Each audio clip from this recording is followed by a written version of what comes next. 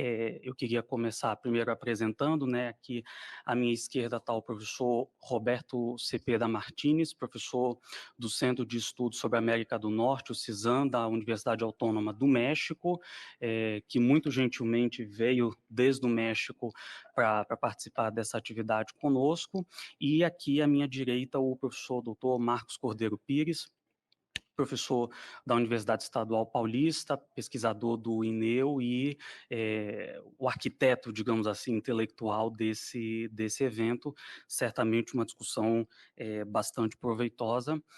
Eu vou começar então, professor Roberto Cepeda Martins, mais uma vez, muito obrigado pela presença, prazer tê-lo aqui conosco, e quando quiser, por favor. Gracias, Mateus, y muchas gracias por la invitación para participar en este evento del Instituto Nacional de Ciencia y Tecnología, Instituto Nacional para los Estudios sobre Estados Unidos. También a Marcos Cordeiro por la invitación. Es un honor para nosotros estar participando en esta ocasión. Yo les voy a hablar sobre la guerra comercial de Estados Unidos y China y algunas implicaciones que tiene para América Latina. Obviamente voy a tratar de enfocar más mi presentación desde México.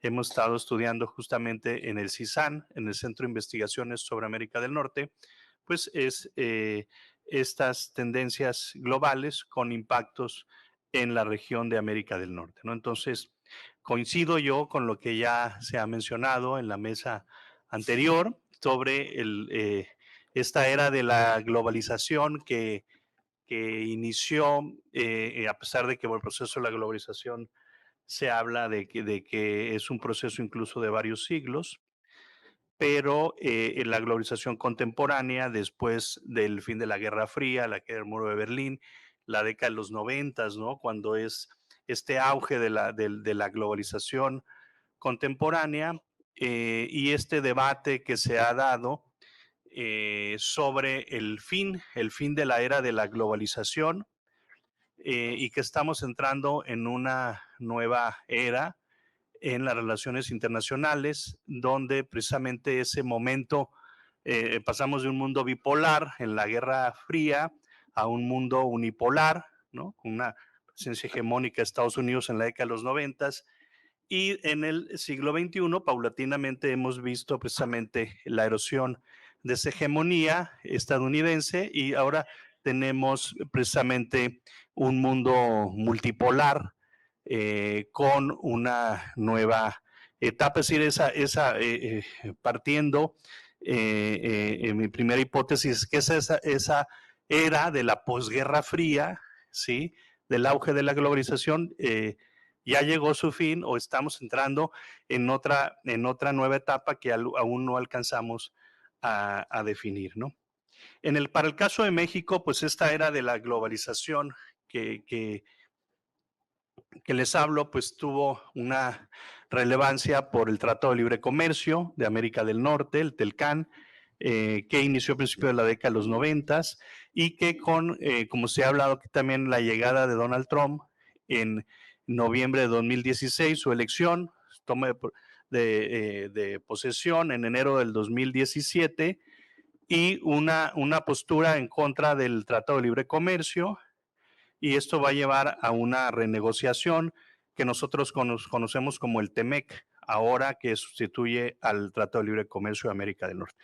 Y esto se da el 2017 al mismo tiempo que el presidente Trump empieza pues una guerra comercial con China, imponiendo aranceles, ¿sí? Y de hecho llega justamente cuando hablo de esa crisis de la globalización, pues sí se da precisamente de ese auge de la década de los 90, un poco se empiezan a sellar las fronteras por el tema de seguridad con los atentados terroristas del 2001, la crisis financiera del 2008-2009 también va a poner en cuestionamiento esa globalización y el ascenso al poder de muchos gobernantes en diversas regiones del mundo, con un discurso crítico hacia la globalización por los resultados, ¿no? Una desigualdad en la distribución de los ingresos, una gran franja, ¿no? Sobre todo en algunos países de América Latina trabajando en la informalidad, es decir, que la globalización o la integración no fue la panacea, entonces muchos de estos gobernantes pues llegaron precisamente cambiando la globalización, tratar de moldear esa globalización, y esto pasó justamente en Estados Unidos cuando el presidente Trump se quiere retirar de esos tratados, no puede el Tratado de Libre Comercio de América del Norte, porque también lo que se va a ver es que hay muchos sectores en Estados Unidos, sobre todo gobiernos subnacionales, la industria automotriz, entre otros, que se oponen al presidente Trump, y al final del día, bueno, pues hay esta renegociación, creo que se retira del TPP, y bueno, al final del día, esta, digamos, postura en contra de la globalización va a llevar es un paso atrás hacia la globalización, y retomando este discurso que se dio a finales del siglo XX, que si estamos realmente en una globalización o era una regionalización, ¿sí? Entonces, lo que se va a dar esta nueva etapa es más una regionalización, sobre todo tratando de impedir, ¿no? el rol de China, de otros países asiáticos, en el tema de suministros, en algunas industrias de insumos, ¿no? De partes, de componentes que venían de ahí, tratar de blindar la región en la industria automotriz, por ejemplo, el umbral regional que se sube del 62 al 75% en el caso de la industria automotriz y de autopartes. El acero también tiene el aluminio, ¿no? Todas estas partes y que le impiden también de repente a México y a Canadá hacer un trato de libre comercio con China, ¿no? Se pone ahí una cláusula con otras palabras, pero al final del día, pues era justamente eso, ¿no? Entonces, vemos cómo pues esta nueva etapa de que estaba en contra de la globalización, y que estamos hablando de las primeras 2 décadas del siglo XXI. Y si bien, bueno, estas tendencias nacionalistas que derivan en un regionalismo se van a acentuar por la pandemia del COVID-19, por el conflicto entre Rusia y Ucrania, ¿sí? Y entre otros conflictos geopolíticos que al final del día, vinculados también con los conflictos económicos, con esta guerra comercial, pues se habla ahora de una mayor regionalización, en el caso de México, Estados Unidos y Canadá, lo que algunos denominan como el nearshoring, ¿no? Que era esta relocalización, ¿sí? De la inversión estadounidense hacia México, y que se ha visto en los últimos 2 años, sobre todo en el tema de las exportaciones de México a Estados Unidos, no así en el tema de las inversiones. Vemos, por ejemplo, que si bien esa guerra comercial empezó el 2017 con Trump, la economía mexicana pues tuvo un desempeño, digamos, no muy sobresaliente, por decirlo de alguna manera, y sí hubo una caída muy fuerte el 2020 del 8.5%, ¿no? Un menos 8.5%, pero luego vemos 2021 y 22 que realmente las tasas de crecimiento, ¿sí? Han superado, ¿no? Las expectativas, ¿no? Entonces, hay pues esta tendencia. Nosotros estamos en esta paradoja de si estamos en una era de la globalización que se ha terminado, y cuáles son las características de esa nueva era, porque, bueno, al final del día, lo que vemos, pues sigue esta economía de libre mercado, con algunas restricciones en algunos sectores para proteger, ¿no? De la competencia externa, pero también unas tendencias sobre todo a la regionalización, y esto tiene que ver con ese mundo multipolar, ¿no? Que ya nos queda más claro que un mundo multipolar es el que estamos entrando en estos últimos años, ¿no? Y ese mundo multipolar pues trae nuevos retos, porque si bien ya la hegemonía de Estados Unidos a nivel mundial ya no es la misma de hace 20, 30 años, y hay una presión de Estados Unidos sobre todo por tener esa hegemonía regional, yo diría, ¿no? Por lo pronto en el tema de América del Norte, ¿sí? Y que se puede también trasladar hacia las Américas, ¿no? De tal manera que pues este contexto de guerra comercial entre China y Estados Unidos, los conflictos geopolíticos, están favoreciendo una relocalización de las cadenas globales de valor, que ahora serían cadenas regionales de valor para disminuir la incertidumbre económica. Y el objetivo pues, de este proceso es maximizar estas ventajas competitivas, reducir costos, fortalecer las relaciones con países vecinos. Los costos de transporte de Asia hacia Estados Unidos, ¿sí? Aumentaron 5.5 veces entre 2019 y 2022. Por lo tanto, pues las compañías extranjeras están buscando relocalizar sus fábricas, sus centros de producción a México, como un país el que está cercano geográficamente a los Estados Unidos, y eso ha traído en algunos estados del norte, sobre todo, que se han visto beneficiados. No solamente son 8 estados, alrededor de 8 o 10 estados de los 32 estados que tiene México, que han concentrado esta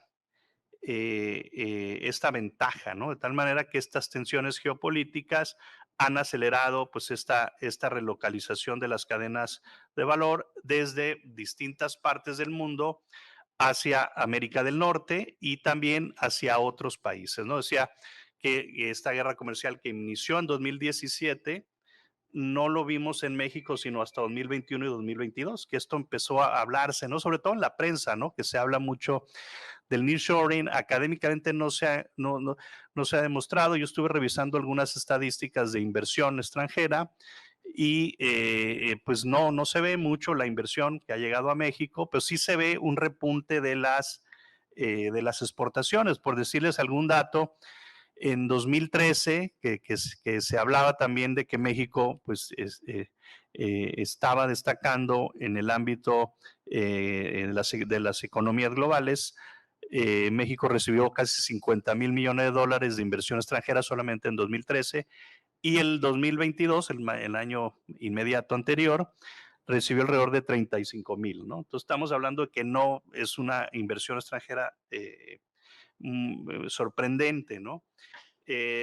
Y esto también tiene que ver con que México pues, no tiene esa infraestructura que de repente se necesita, una gobernanza, un Estado de Derecho, ¿no? El acceso también pues a electricidad, al agua, la infraestructura para las carreteras, en fin, ¿no? Entonces, todo esto se está hablando mucho ahora en México, que necesita una serie de reformas. Ya se han hecho de parte del gobierno actual algunos incentivos fiscales para esta relocalización de América del Norte. Entonces, recientemente, pues vimos que México pasó de ser la economía decimoquinta, decimocuarta, a terminar de ser la 12ª, ¿no? Economía, sobrepasando a Corea del Sur y Australia. Entonces ahí está, y son datos recientes. A mediados del 2023 vimos que México sobrepasó a China como el primer socio comercial de Estados Unidos. Y es lo que llamó la atención de ese dato fue que no solamente fue el tema de exportaciones, sino de importaciones. O sea, Estados Unidos importaba, ¿no? De China, era su principal socio en tema de importaciones, y ahora por primera vez México sobrepasó a China con el 15% de las exportaciones de las importaciones de Estados Unidos y el 14%, 15% México y 14% China, ¿no? Ha habido pues muchas etapas, ¿no? En este proceso de integración. Quienes hablábamos del TELCAN o del Tratado de Libre Comercio, pues vimos sí en la década de los 90 unas tasas de crecimiento Después de la crisis financiera del 94-95, tuvimos un desempeño de digamos, la segunda mitad de los 90, un desempeño económico favorable en México. Luego entra China a la OMC y hay cambio de gobierno en México y cambio de políticas económicas. Eso va a ser también, va a llevar a México una disminución de las tasas de crecimiento económico, incluso de la relación con Estados Unidos, ¿no? Pues China pasa a ser el principal socio comercial de Estados Unidos en todas estas décadas. Ahora, esto se habla también de que los niveles de integración económica pues también tienen o están vinculados con relaciones internacionales amigables, ¿no? Con relaciones políticas estables, y que esa relación entre Estados Unidos y China pues se ha deteriorado, ¿no? Vimos con Trump y puso estos aranceles. Muchos pensaban que con la llegada de Biden iba a cambiar esta política. Se mantuvo mucho de esta política de aranceles, de que llegan incluso hasta el 20%, ¿no? Y con Biden, entonces, de tal manera que pues ese periodo de los 70, ese acercamiento que hubo en el periodo de Nixon, ¿no? Que Estados Unidos y China, Clinton, que también viaja a finales de su administración, de su segundo periodo de gobierno a China, entonces para garantizar esa estabilidad en las relaciones económicas de inversión, pues eso como que se ha perdido, digamos, en las últimas dos administraciones, a pesar de que ha habido acercamientos y todo eso. Entonces de repente, pues sí, eh, eh, esas fracturas en la relación política pues tienen que ver también con efectos en el ámbito económico. Ahora, el caso de México, pues uno pensaría también, de acuerdo a estos enfoques de las relaciones internacionales, que cuando dos países tienen una relación económica, digamos, muy fuerte, muy consolidada, eso al mismo tiempo va a ayudar o va a pavimentar o va a facilitar que haya una mejor relación en otras áreas, en otros temas. Y bueno, ahorita les hablaba del tema de la infraestructura, que son los retos que tiene México, pero también están otros dos temas ahí, que es el tema de migración y es el tema de seguridad. Donde vemos, si ven es una paradoja, ¿no? Que hay este boom de la integración económica, de las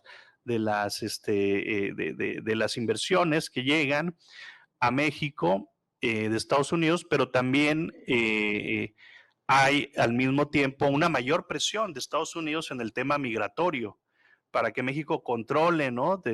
Tenga una participación más activa en esos flujos migratorios que vienen de otros países, principalmente de Centroamérica, otros países, y que van hacia Estados Unidos, ¿no? Y el tema también de las drogas, está el tema del fentanilo, que el año pasado causó más de 100,000 muertes en Estados Unidos, y los gobiernos, sobre todo el Partido Republicano ha estado presionando mucho para que México haga más, ¿no? En contra del tráfico de drogas. Y eso ya también se ha vuelto un tema político, ¿no? Entonces está esta paradoja de una mayor integración comercial, pero que al mismo tiempo, mientras no se resuelva ese tema migratorio, que probablemente lo que quiere México, pues que haya un acuerdo regional entre los países expulsores, los países de tránsito, que es el caso de México, y el país de destino, pero estas iniciativas que ha promovido México, sobre todo por el tema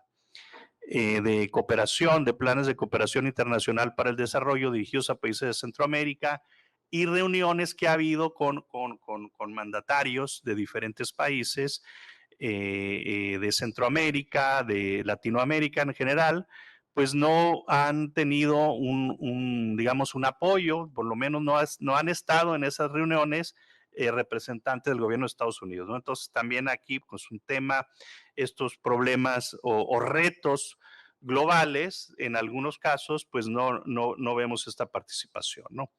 En el caso, pues, de la industria automotriz, en el caso de México, pues ha pasado de ser, sobre todo el año 2005, hacia la fecha, en estar entre los primeros 10 exportadores de autos y de autopartes. Y es precisamente donde el nuevo TEMEC pidió más cambios. En el caso de México, que al menos en el 40% de esos centros de producción de la industria automotriz se pague al menos $16 la hora a los trabajadores. Entonces es un reto porque México apenas tiene por hora 3, 4, $5 máximo. Entonces hay que acoplarse, si no, pues se está incumpliendo con el TEMEC, ¿sí? Ha habido un tema ahí por la pandemia, ¿no? Que la industria automotriz se les está dando hasta el 2025 y ya se acerca también un proceso de revisión. Otro aspecto muy importante que incluye esta actualización del TELCAN, ahora el TEMEC, es pues aumento, ¿no? De las reglas de origen, ¿no? De que se debe de ser Norteamérica, pues esta región donde se generen los insumos, ¿no? Que es un poco también lo que está haciendo China, ¿sí? Es abastecerse de sus propios insumos, sobre todo en la industria automotriz, y un mecanismo de respuesta rápida para las disputas laborales, ¿sí? Para que se cuide el derecho a la libre sindicalización. En el caso de México, líderes sindicales que sean elegidos por los trabajadores, ¿sí? Y esto también, el tema laboral ya es parte del nuevo TEMEC. Antes era un apartado ahí, ¿no? Un anexo, y ahora ya es parte del, ¿no? Igual el tema del ambiental, medioambiental. Perdón. No se puede concluir por el tiempo. Perdón. Un minutito para concluir. Bueno, en general, bueno, pues esto sería mi presentación, que pues estas cadenas de valor pues sean o cadenas de suministro integradas se han fortalecido en América del Norte, a pesar de las disputas laborales, a pesar de los desencuentros en el tema migratorio, en el tema de seguridad.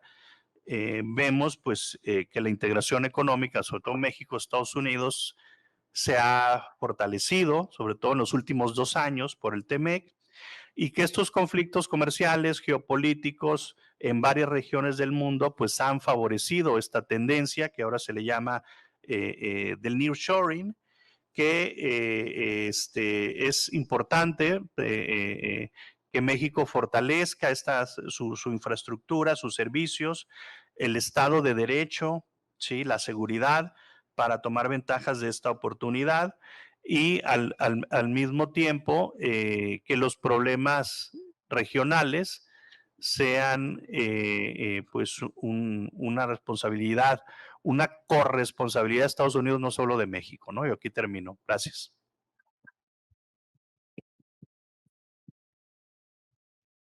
Muito obrigado, professor Roberto. Então, professor Marcos Cordeiro, por favor. Bom dia. O primeiro lugar, né, eu gostaria de destacar a organização desse evento. A direção do INEU, né, despendeu um esforço muito grande para fazer um evento de altíssimo nível como este que a gente está fazendo, né, que não reúne apenas os colegas que são de outros países, né, como Jorge Heine, Cepeda, Raul, Barnabé, Leandro, mas também colegas, né, de outros lugares do Brasil que se deslocaram para cá para participar de um evento de alto nível. Essa primeira questão.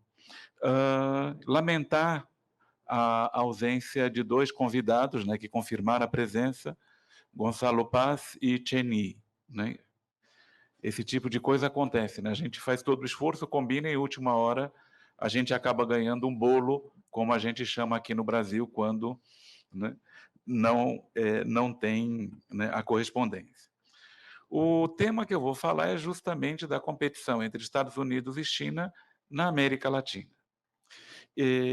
Essa competição, como diria determinadas correntes há muito tempo atrás, se converteu na contradição fundamental, né, da política internacional. porque a ascensão da China ocorre debaixo do processo de globalização dos Estados Unidos. Na perspectiva norte-americana, havia duas ilusões. A primeira ilusão, né, é que a China se contentaria de ser um grande produtor industrial e que não avançasse nas cadeias de valor. Ou seja, né, que continuasse sendo um país industrializado sem dominar tecnologia de ponta. E a segunda ilusão dos Estados Unidos era de que, na medida em que aumentasse a renda per capita da China, em que aumentasse o tamanho da classe média chinesa, seria aplicada a chamada teoria da modernização, em que o sistema político chinês iria se flexibilizar e se tornar um modelo liberal democrático. Ambas as ilusões foram isso, ilusões. Porque a China organizou uma estratégia de desenvolvimento econômico muito bem sucedida e rivaliza com os Estados Unidos em muitas tecnologias. E, por outro lado, do ponto de vista político, o crescimento da China reforçou a legitimidade do Partido Comunista Chinês, né, que vai no sentido oposto daquilo que os Estados Unidos pensavam. A mudança ou a desilusão dos Estados Unidos com relação à China, ela é marcada pela crise de 2008, em que a China teve um papel de segundo motor da economia internacional, ou o primeiro motor naquele momento, mas principalmente em 2011, quando Barack Obama lança o pivô para a Ásia. Naquele momento, se imaginava que os Estados Unidos diminuiriam a importância do Oriente Médio na sua política, tinham mais ou menos garantido a sua autonomia energética com shale gas naquele momento, e que todos os esforços deveriam ser dedicados para a contenção da China no Extremo Oriente. E aí nós relacionamos muitas, né, iniciativas. Né? Uma iniciativa E3, né, que reunia os países do Sudeste Asiático, posteriormente a questão da criação do Quad, né, que com Índia, Japão, Austrália e Estados Unidos contra a China. Mais recentemente, a criação do AUKUS, que reúne a Austrália, Reino Unido, né, contra Estados Unidos contra a China. Ou seja, né, se inicia essa tentativa de contenção da China, já que ambas as ilusões foram perdidas nesse contexto. Algo muito importante, né, também nesse processo de contenção é de os americanos compreenderem que a China não é apenas uma grande potência econômica, que é o principal parceiro comercial de mais de 150 países, mas também a China, né, ela começa a oferecer, abre aspas, bens públicos internacionais, né, como, por exemplo, a iniciativa Belt and Road. Ou mais recentemente, quando, além da iniciativa Belt and Road, a China apresenta a iniciativa de segurança global. Em determinados aspectos, esta iniciativa ela pode ser vista na aproximação entre Irã e Arábia Saudita. Apresenta a iniciativa de desenvolvimento global e, mais recentemente, apresenta a iniciativa de civilização global, né? Que seria uma oferta de uma ordem internacional que não seja baseada no exclusivismo e que passa a compreender a questão, né, do desenvolvimento do modelo, né, de organização internacional, não mais como a exportação de um único modelo. Então, há uma preocupação, por exemplo, que ordem internacional que a China quer criar, como que essa nova ordem internacional da China pode confrontar com a ordem internacional baseado nas perspectivas liberais e que, de acordo com os americanos, estaria baseada em regras. A ascensão da China ela vai surgir no relatório de segurança nacional de 2017 como a principal ameaça estratégica para os Estados Unidos. né? E se imaginava que poderia ter alguma mudança com Joe Biden, né? Mas, pelo contrário, porque o único consenso bipartidário que existe nos Estados Unidos hoje é justamente a contenção da China.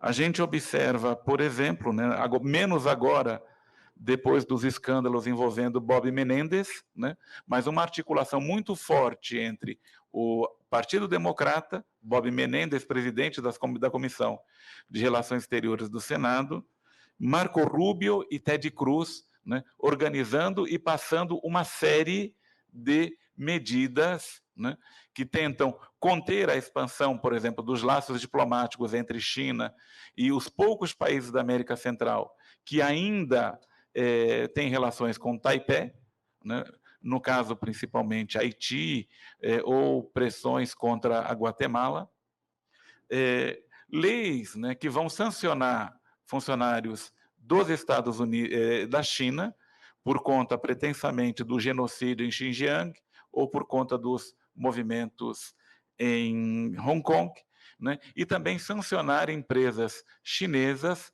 né, por supostamente negociar com inimigos dos Estados Unidos, rodeando as sanções, como, por exemplo, a Huawei, ZTE, né, e aí inicia, junto a isso, a guerra tecnológica, né, que tem tentado atrasar o desenvolvimento econômico da China, né?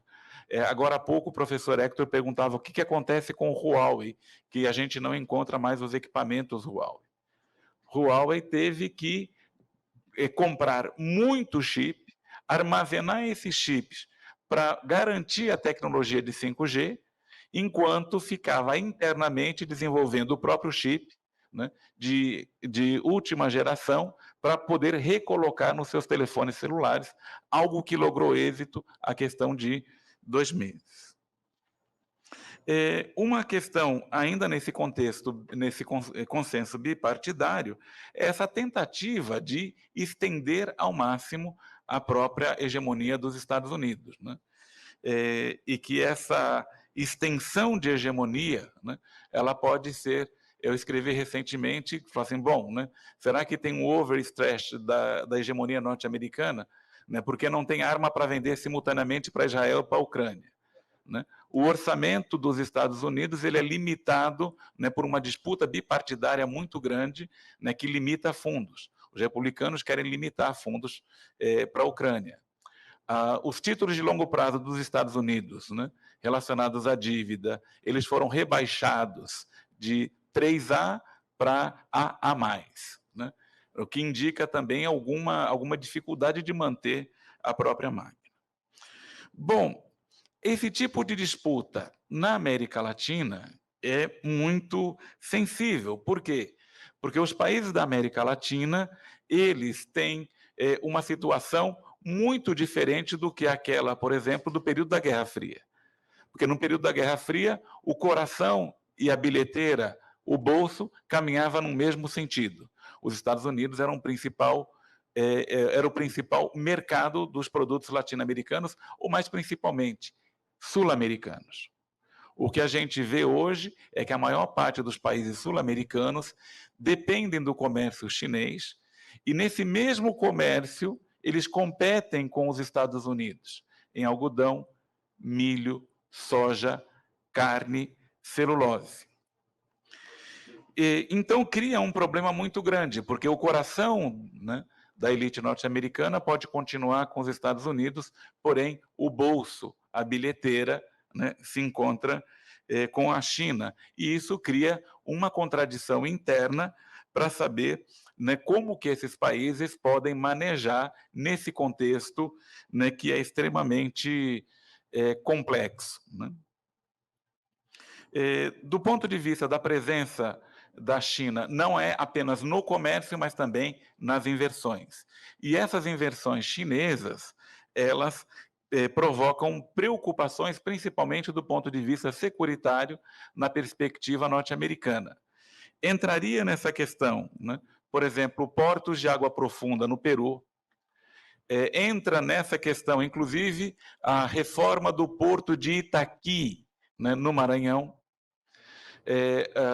o projeto de desenvolvimento na Baía de Fonseca, em Salvador, que está do lado de Honduras e Nicarágua, a construção da central nuclear de Atucha 3 na Argentina, os observatórios, né, espaciais, tanto em Neuquén, na Argentina, quanto no Chile, e se coloca, né, e isso aí nós vemos, esse documento foi mencionado, né, por Leandro anteriormente, as declarações de Laura Richardson acerca, inclusive, dos recursos naturais, né, a disponibilidade de água, de lítio, de petróleo, né, de biodiversidade, como ela já havia mencionado.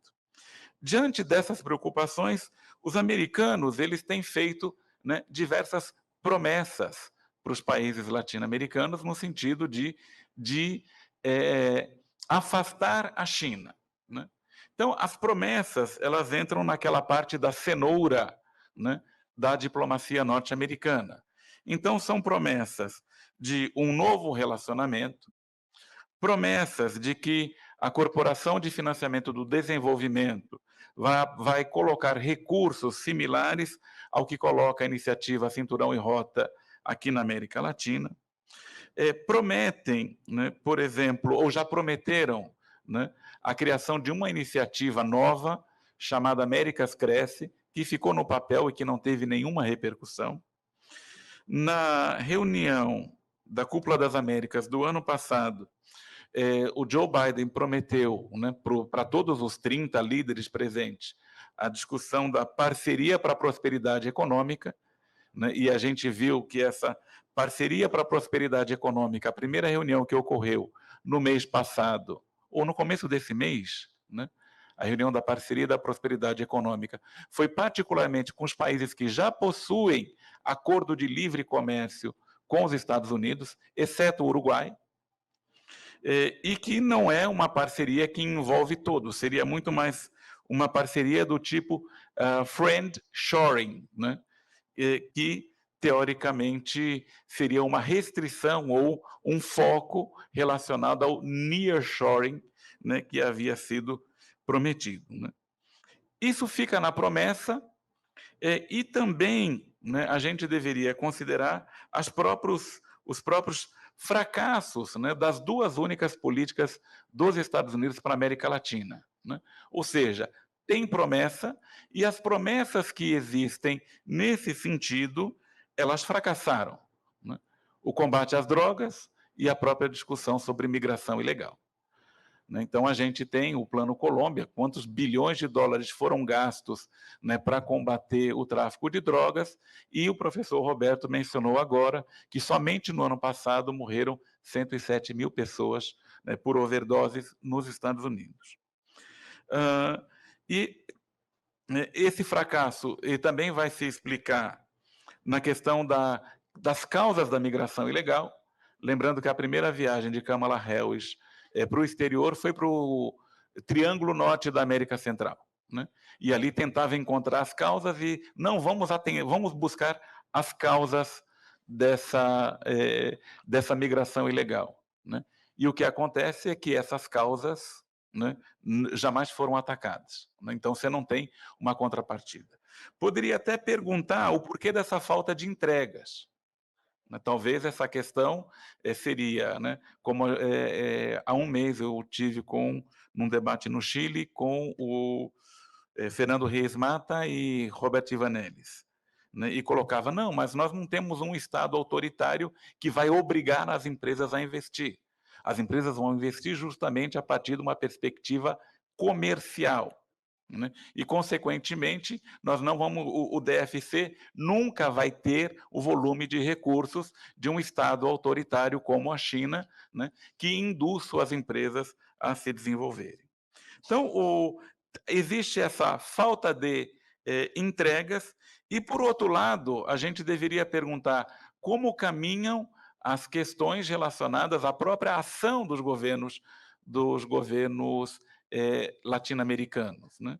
Isso é muito importante, né, que há mais ou menos 2 anos, né, inclusive participando em reunião do grupo diplomático lá do Chile, essa questão relacionada ao não alinhamento, ou como que pode ter um outro tipo de alinhamento, ou como pode se manifestar esse pragmatismo dos governos da região e também das elites da região.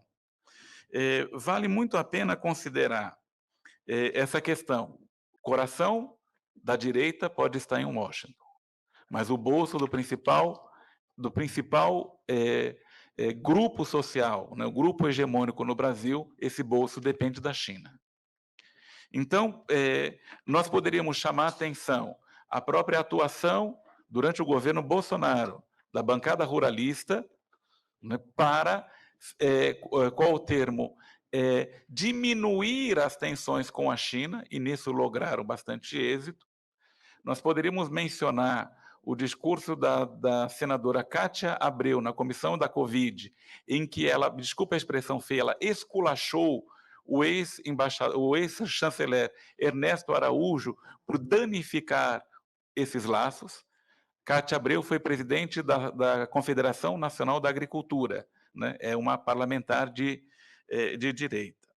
Né? E como isso, né? A própria questão da pressão contra a Huawei. A Huawei, na questão do 5G, fez uma demonstração em 2021 do potencial das internet das coisas a partir do 5G, justamente num estado de um governador muito conservador, muito de direita, chamado Goiás, e o governador se chama Ronaldo Caiado. Fundador da UDR, que é uma organização de extrema direita reacionária. Né? Eu estou acompanhando aqui meu tempo, não é para concluir, né? Lembrar que, né, a despeito, né, do que poderia ser o coração, a despeito de falar, olhando para os nossos amigos argentinos, né, que não vão negociar com o comunista, né, o pragmatismo e esse nível de dependência faz com que o próprio discurso da extrema-direita tenha um refluxo, né, considerando, né, os próprios interesses. Né? Ou seja, né, é impossível ter algum tipo de alinhamento automático, né, com os Estados Unidos ou com qualquer outro país que não leve em consideração os próprios interesses nacionais. E, particularmente no Brasil, os grupos sociais hegemônicos, né, são aqueles que têm esse tipo de dependência. Para concluir, só mencionar 2 visitas recentes de governadores de estado. O próprio governador Ronaldo Caiado, né, esteve em visita na China, buscando investimentos, né, em transporte elétrico, né, buscando investimentos ou abertura de novos mercados para suas empresas, e também um outro nome da direita que postula a presidência da República em 2026, chamado Romeu Zema, o governador de Minas Gerais, que também se diz um ultraliberal e estava lá como mais um grupo de bárbaros, né, buscando as bênçãos do imperador chinês. Então, são essas as minhas considerações. Muito obrigado.